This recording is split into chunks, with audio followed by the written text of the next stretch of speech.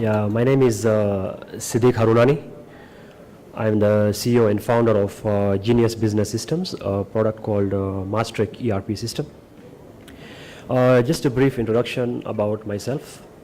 Graduated in 2004 from India, Bangalore, as a BTech, IT, Computer Science and Engineering. Got experience in Tanzania for around 3 to 4 years. Because I was actually involved in hardcore software development, ERP system development, business process automation. Coming back to Kenya, within a span of 1 to 1.5 years, went into the commercial industry. Directly went into software programming development. But before I ventured into that, there was a financial constraint where I knew that actually I was quite innovative in what I was doing for the market in Tanzania as well as in Kenya. Funding was a big problem. Finance was a big issue to get into any business as an entrepreneur. Today most people want to do something different. They know that they have an opportunity out there in the market, especially in Kenya, but finance is a big issue. So what I did was established a small training institute in Mombasa. That's where we hired some people, and as a joint venture, we got together and set up a small training institute.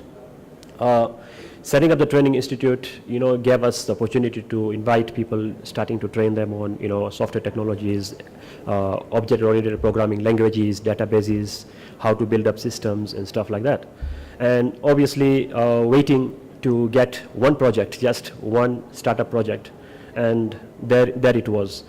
We got an opportunity to do up software for one client, and that was my first, financial income. I would say it was an opportunity to earn at least $1,000.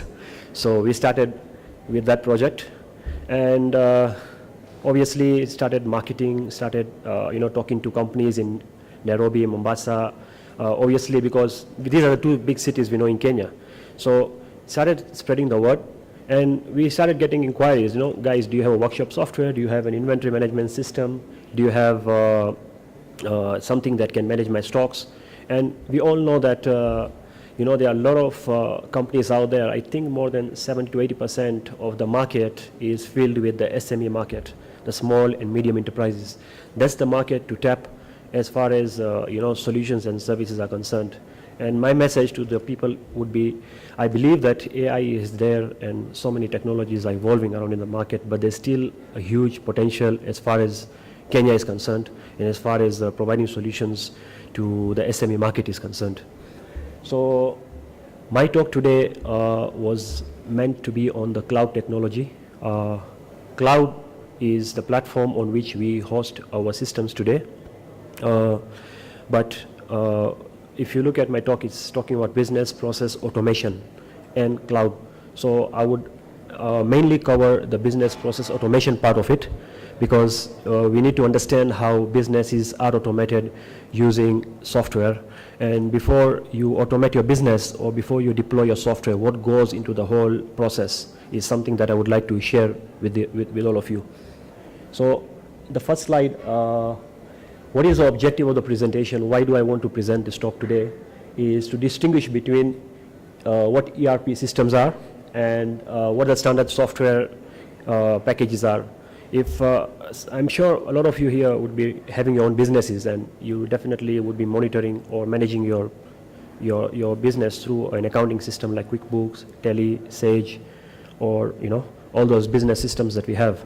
So I basically want to share the knowledge of what the difference is between an ERP system and standard software in the market. The second one is understand the challenges you would encounter during an ERP implementation and how you can tackle those challenges. You hear a lot of companies out there talking about, we have invested in an ERP system, we went into SAP, Oracle, Sage, but they don't see the output, they don't see the result. What are the reasons why they've not seen the success? Why is it that there are so many failure rates of ERP systems? What are the challenges and how to overcome those challenges? The other objective of the presentation is I want to share the knowledge of what processes can work for you and might not work for your competitor, or for other companies which are related to you. You know, sometimes we just talk about, oh, so-and-so company is using a system, they have really automated their processes, so it will work for me. What works for the other might not necessarily work for you. So, and I also want to create the awareness of the ERP systems and the success and the failure rates, create awareness of what goes into an ERP investment. You know, you could not, people normally just talk of the price. The first question is, how much am I supposed to invest? You know, they just talk of license fee or renewal fee, but that's just around 40 to 50% of the investment.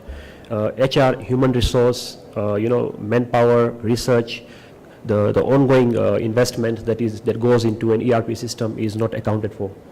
The case studies from our company with Kenyan companies, and obviously during the question and answer session, we are going to exchange ideas, and maybe you can ask whatever questions you may have. Next slide, please. When do you need to invest? You know, your company might have outgrown. Your company might have outgrown already, or it is on the verge of growth. So when do you need to invest on an ERP system? You know, you are still running your books on QuickBooks or basic accounting packages which cannot control. So you might be using Tally or QuickBooks. The inability to have the controls, okay, and a process-driven workflow from these systems would make you think of a solution. Procurement, for example, you have a procurement life cycle. Okay, you need your purchase orders to be approved online.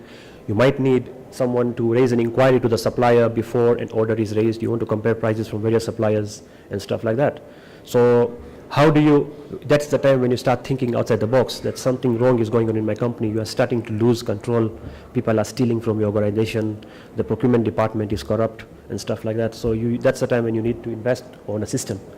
So when your assets, the performance and resources need closer monitoring to reduce your losses. For example, you have assets like trucks, you have trailers, you are a transporter, and you have too many assets. So even if the fixed asset module is there, that will not solve the problem. There's a lot more that goes into asset tracking. All right, what is the cost? So there is traceability of what parts are going into maintaining that asset and stuff like that. So it all depends on, if you ask a question to any businessman, do you want this, do you want that? Say, yes, I want this, I want that, you know, I want everything to be integrated, I want all that. But the bottom line is that, are you ready for it right now or are you not? Third thing is you need to have a closure picture of your business from an operational perspective. We normally run our businesses manually, 90% of us, you know, everything is manually operated. And then finally those records go to the accountant. At the end of the year, he'll prepare your books and you're very happy with it. You'll just say, I'm satisfied, I made a profit. You know, you could have doubled your profit if you would have got an ERP system. You want to also avoid pilferages in your company. Kenya has a lot of manufacturing companies, a lot of retail companies. People are importing items, you know, and people want to distribute. So there's a lot of chances of pilferages to happen. So you need to have a control over your business operations. So segregation of duties. You know, many people have, one person is doing, you know, 3 people's job. That's what's happening in Kenya sometimes. Or you might have 3 people doing what one man is supposed to do. Till today, when I go to upcountry or I visit companies to sell my solution, I see that there's a lot of paperwork going around. By the time the actual information reaches the CEO, it's all, you know, fake information, because a lot of information is filtered out. The true information is not escalated to the senior managers because the flow of information is not accurate. So duties have to be segregated. An accountant should not do a procurement guy's job, or a procurement guy should not do a sales guy's job. So this is what's happening. So there is an advisory services that we also give in our organization to educate and share knowledge on who has to do what. Because the system is designed in such a way that one man is given a screen or is given certain processes that he is supposed to handle. The next guy, upon approval of the first transaction, the next guy receives the goods, then the next guy issues the goods and stuff like that. So if the information is flowing in a seamless manner like that, then what actually happens is that you will know which department is performing, which department is not performing, what lies on one person's department and all that. So the beauty about such a system is that, you know, you can actually score employees. you can measure the performance, you can improve the productivity, you can know which division or which department in my business is actually suffering. State-of-the-art reporting standards. You know, a CEO would like to know on a click of a button his KPIs. What are my sales by which have happened in my Zambia division, or what is my profitability as far as product A is concerned. You know, which area of my business is giving me profit, you know, which area of my business is giving me loss. So when your business is outgrown and your directors can no more control the day-to-day operations and would like to focus on expansions rather than keeping an eye on the day-to-day running of the business, this is one of the things that affects that you want to grow but you cannot grow, because you have structured your business and your modality in such a manner that you are actually doing, you know, you are taking care of everything in your business yourself as one-man show, and you cannot grow. Frustrations are killing you, stress is taking you, and stuff like that. So if you have a system that's driving the organization, so when you implement an ERP system in your organization, you make sure that your business process are above yourself as a CEO. It's the CEO is not the one controlling the business, it's the systems that are controlling the business. So that's very important.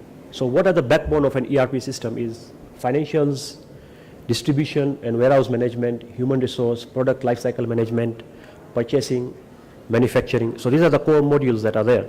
But a standard accounting system will have accounts receivable, accounts payable, nominal ledger, stock system. But further than that, you will have the HR component as well, product lifecycle management. The add-on modules that will also be there would be the customer relationship management software, supply chain for transport and logistics companies. So these are the core modules in any ERP system. The architecture of the system is supposed to be like, it's supposed to be on a modular basis. You don't put everything in one box. You don't say we have a full solution or a full system that does everything. You modularize it. Even during the implementation of the software, we normally don't implement, or we don't say that we are going to give you everything. You know, sometimes your business is not ready to absorb everything. So the best thing is to modularize it. And once you achieve a particular milestone in your business, you are successful with it, you are confident with the service provider, you move on to the next phase, and the next phase. Like that, you can eventually build a system that works. Integration is the key component. So once you buy a system from one provider, another software from another provider, a third system from a third provider, the three cannot talk to each other. So which system are you going to believe in? So that's what most of the companies they do, just because they want to save few cents here and there. They don't go for an ERP system. But if your company is focused on growth and they want to invest in the future on other areas of the businesses, then they must move into investing on an ERP system. So one of the features of the ERP system and the characteristic is that it should have the BI tools, the business intelligence tools, like decision support systems, reporting, and stuff like that. So a lot of products are available by Microsoft and the like, who are offering those BI tools, so that on a click of a button it processes the big data and delivers those solutions to you. Next slide, please. So this is the architecture basically of the system. Central database is there, but important thing is that when you invest on any ERP system, backups are very important. But today we have the cloud database. You can host your ERP on any genuine cloud service providers. And make sure that your data is mirrored. You have to make sure your data is mirrored, the backups are being taken on a time-to-time basis, and in case if one server goes down, the replica server will take over, stuff like that. So there's an investment on infrastructure as well. So you need also intelligent people to monitor your databases, to monitor the performance of the system. If there's any, the security aspect of the system is also supposed to be well monitored, because as you're growing, you have maybe 200 to 300 licenses who are connected to your systems. So that's another worry or tension that you'll also be having if you are expanding on that level of IT infrastructure. So that has to be taken care. Next slide, please. So pre-evaluation screening is a very important thing. Don't invest on an ERP system directly just because the name sells. You need to evaluate, and you need to find out that what are your needs. You need to evaluate what you need to invest on. If you don't have the right resources, do not invest on an ERP system. If you don't have the right infrastructure, do not do that. If you still feel that your company is not capable of managing such a big engine that which will be brought into your organization, do not just go for it, because it might even backfire, it might not succeed. I'm not discouraging you that do not go for an ERP system. Automation is the way to go, but be ready for such an investment. Then you evaluate the package you want to go for. In the international market, we have so many good ERP systems. SAP is there, Oracle is there, Sage is there, stuff like that. We are not into SAP. GBS has built its own ERP system, over the past 10 years. So we feel proud and confident about our product because we have basically built a system for the past 10 years. And today we have got more than around 20 corporate clients who are on our platform. Full end-to-end solution, including the financial package, which generates balance sheet, P&L, profit and loss, divisionalized accounting system, and I'll take you through some of the other modules that we have. Project planning is very important. You have to plan your project. So your ERP provider should facilitate and help you in planning the project. A lot of companies have this challenge whereby they want the system, but they don't have an internal project manager. They don't even have the right qualified people. So if the ERP vendor would come and ask you that we need you to give us your requirements, and they would happily just give you something that is not fit for you, because they will take advantage. For them, it's money. I'm telling you that's the problem in the market today. People are actually, not to label all of them, but I've seen it's all about number of licenses you sell. It's become a money-making thing. And I'm against that philosophy because we are a hardcore tech company, and we want to believe that we want to give Kenyans the right solution. So our approach is to participate in the planning of the project. We will also advise you and tell you, guys, you have to have 2 people in this department, failure to which we are not going to provide you the software. And we actually walk out of site. The reason why we do that is because it backfires us in the long run. If the inventory system or the stocks will not be uploaded properly, or the PO and the GRN and the approval of the PO will be done by one person, it defeats the purpose of the whole process, isn't it? So there's no point of having that. And you look at the company is making a turnover of maybe more than 50 M a month, and still they say, why should I have a second guy? One guy is doing my job. Then you tell him, but why do you invest in an ERP system? You just carry on with your QuickBooks accounting package. We tell him off and we walk out. Not because we don't want the money, but because there's no point on spending a lot of time and energy to promote your product out there. Gap analysis, there are a lot of gaps that happen. You need to identify as a service provider, as an ERP developer, development firm. We also identify the gaps that are there. Where are the loose ends? Where is the fuel getting stolen from? How are the drivers stealing the fuel? How is the fuel attendant issuing more fuel than what is approved to go from, say, Mombasa to Athi River? Because our systems are not only about accounting systems. We have a complete solution for the transport industry. We have a complete solution for the manufacturing industry, for the retail outlet, for the automobile sector. And we know over the years the challenges these transporters are facing. Fuel pilferages are happening, siphon is happening, trucks are getting enrouted than the route that they were destined for, and all that stuff. So you need to have a management solution that is provided from start till end. You cannot just give one solution for a fleet manager, to a fleet manager. So our solutions are quite robust from that perspective, and I would acknowledge and tell you that we are still improving on them. We don't say we have the perfect system. Every day we are learning something, and that's what I say, that because we are in a third world country, there's a lot of pilferage happening, a lot of loose ends that are there. So the advantage that we have to be in Kenya is that we just make everything perfect. We perfect it. So we come up with more solutions than what we have in the first world countries. We have re-engineering. You might have a process that needs to be re-engineered. You might need to re-engineer the procurement life cycle or the production life cycle. So we also participate in that.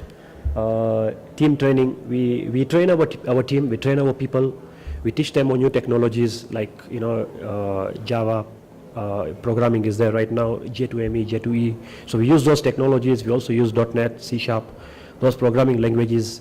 We adapt and use them to facilitate the software development lifecycle. We also train end users. One of the things we do is we also empower our clients' employees. For example, when we go to site, we also tell them, look guys, if you are going to use this process, it's going to help you to prove your efficiency to your employer. So on a one-to-one, we talk to them like that. We become part of their staff. We just don't say it's not my problem, I don't want to get into politics and stuff like that. We also help them, nurture them, and create value for the positions they are holding in their organizations. Testing is a continuous process. So we also, after rolling out the system, you also have to monitor the system. You test during the implementation, but post-implementation, even when the product has gone live, everything is up and running, we still continue to test the software because we might not know what has failed in the process. So post-implementation support is also provided. Okay, so I've explained to this. This is just the image of what I just spoken about. Next slide, please. So in the planning, the strategy is supposed to be identified. What is the ERP strategy you're going to apply? You have to understand where you are today in terms of business, all right, and where you want to go. You should not use an ERP just as a tool for record keeping. You should have a vision that I'm investing, if I'm investing $20,000 or $30,000 on this system, I know I'm investing on this because I want to make sure that 5 years down the line, I want to save my fuel by 30%, and that's your ROI. So these are the things that you need to have. Your strategy is supposed to be there. You have to understand where you are today. If I'm making 10 trips in a month, now I need to make 12 trips in a month. So those 2 trips are your ROI. And how you'll achieve that is by adapting, making sure that your preventive maintenance of your trucks is okay, your trucks are always on the road, you need to make sure that you don't spend too much on your spare parts. So all those strategies are supposed to be there. You have to involve a good team, obviously. Then you select a good ERP vendor and knowledge transfer and acceptance to users. So we pass that knowledge to the users, the companies, and we make sure that they willingly accept.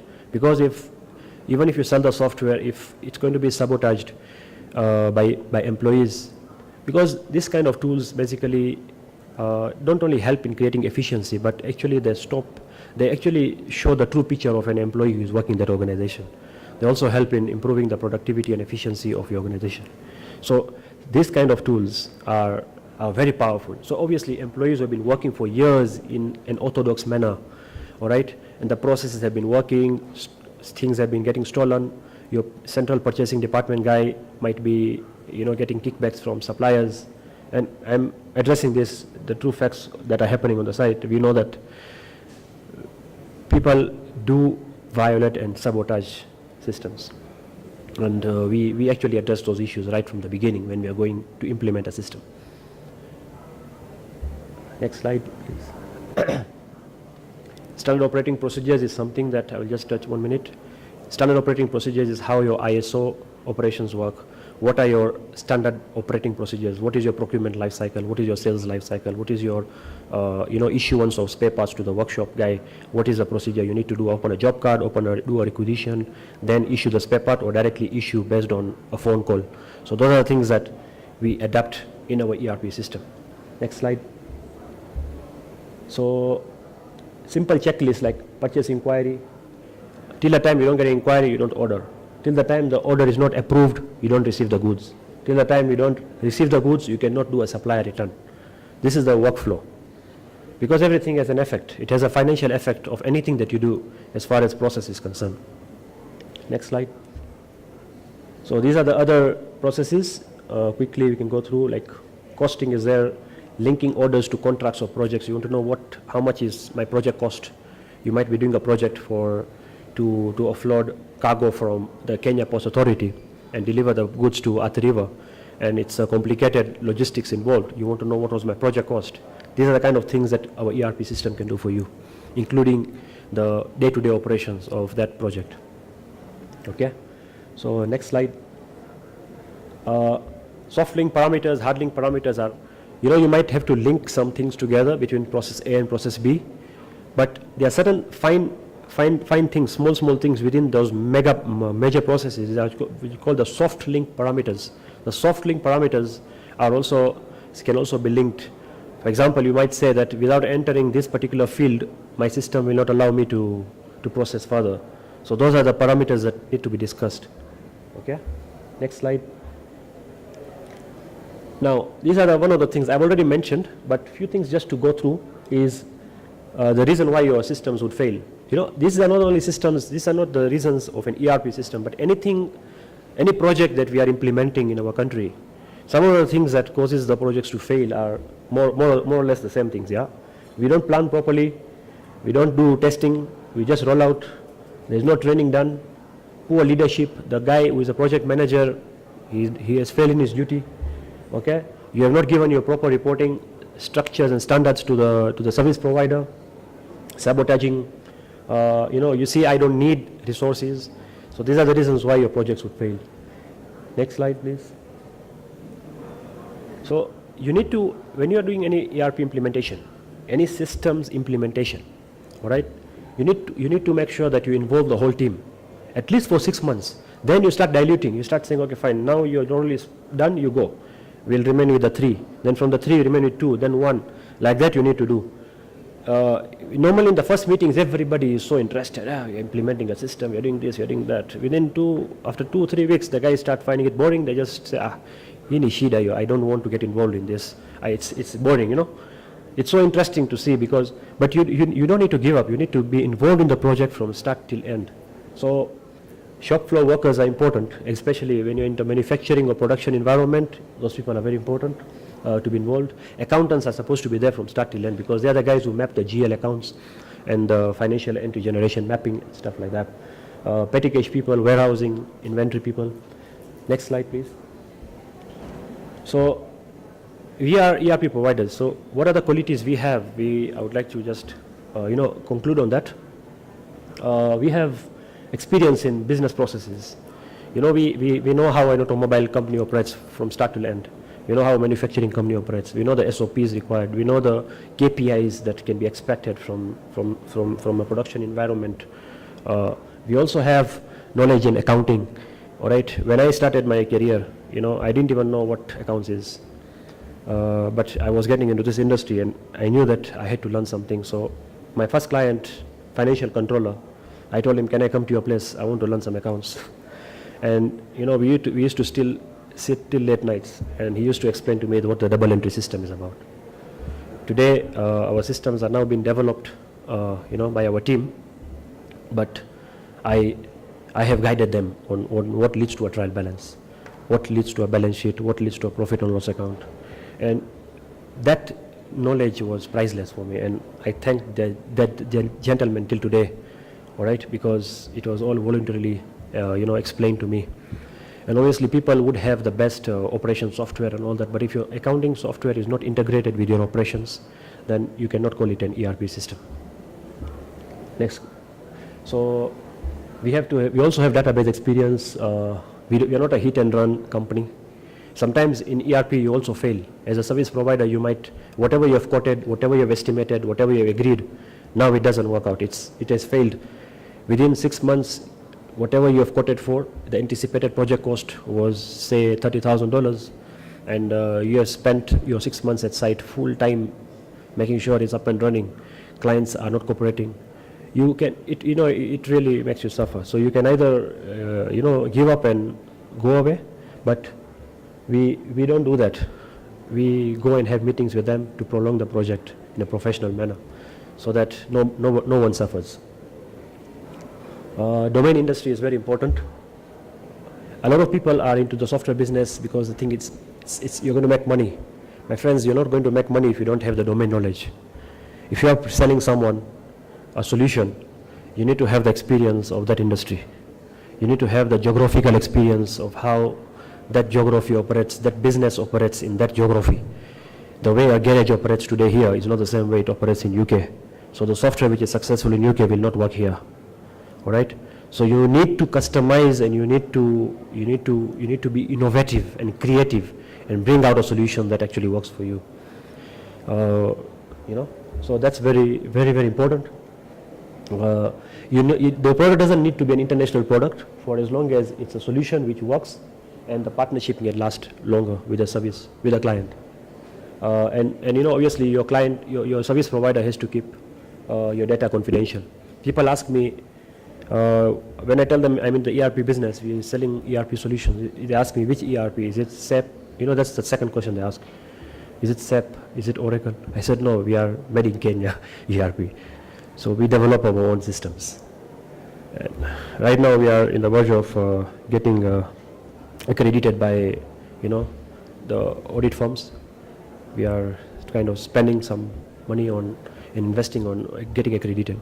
Whether we get accredited or not, that's something that we will think about. We will be happy if we get. If we don't get, then it will still work hard on getting it. But our objective and our target is to provide Kenya and East Africa, as we heard yesterday, you know, technology is borderless. Just to finalize on this, we have clients in the manufacturing industry, we have clients in the automobile industry, and those clients are not small shops, they're actually companies. You know, they're using our financial systems. We just rewarded a transport contract for an ERP for a transport company which is running 200 trucks in Mombasa. We have client in Nairobi who is loading clinker from the port, offloading it at the river, and they're going up country. You know, 300 truck owner. So we've given them a complete solution for fleet management, workshop, inventory, sales, the billing system, the delivery note system, the journey management system. And we are also integrating those systems with smartphones and IoT, basically integrated systems that allow you to track driver performance, delay logs, when the truck is delayed, when it was anticipated to be at Maungu or at Voi or Siok, you know, those checkpoints that are there. So the route planning is fully integrated. I'm talking about that because we have measured in transport as a sector. So that is about Genius Business Systems, the founder of Mastric ERP Solutions. Thank you so much.